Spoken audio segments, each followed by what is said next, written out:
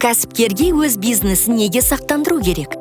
Косметика дүкенінің иесісіз. Бизнесіңіз өркендеп, әрі қарайда дәл осылай жалғасады деп жоспарлап отырсыз. Бірақ дүкеніңізді тонап, бүкіл тапқан табысыңызды тауармен бірге ұрлап кетті. Не істеу керек? Сіз кез келген заңға бағынатын азамат ретінде полицияға хабарласып, осы қаскүнемдерді табуды және жазалауды, сондай-ақ сізге келтірілген залалды өтеуді талап етесіз. Полиция бірінші талабыңызбен келіседі, бірақ өкінішке орай барлық залалды өтей алмайды.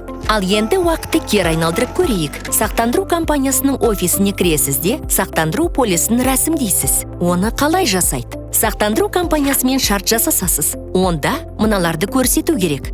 Сақтандырылатын тауардың түрі мен саны. Ұрлық, өрт немесе үшінші тұлғалардың бүлдіру сияқты сақтандыру тәуекелдері. Сақтандыру мерзімі. Ақшалай өтем сомасы. Сіз сақтандыру компаниясына төлейтін сақтандыру сыйлық ақысы. Есіңізде болсын, егер сіз, мысалы, ұрлықты ғана көрсетсеңіз, ал дүкеніңіз қысқа тұйықталудың кесірінен өртеніп кетсе, онда ақшалай өтем болмайды.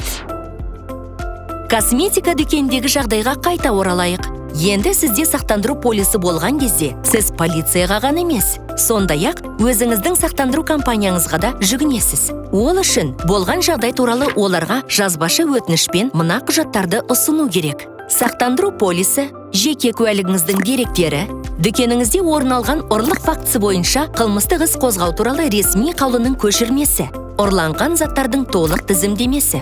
Сақтандыру компаниясы барлығын тексереді, содан кейін сізге ақшалай өтем сомасын төлейді. Тіпті залал көп келтірілсе де, ақшалай өтем шартта көрсетілген сомадан аспайды. Сақтандыру апаттың алдын алмайды, бірақ сізге залалды өтеуге және бизнесіңізді тезірек қалпына келтіруге мүмкіндік береді. Каспи Пэй – бизнеске арналған қосымша.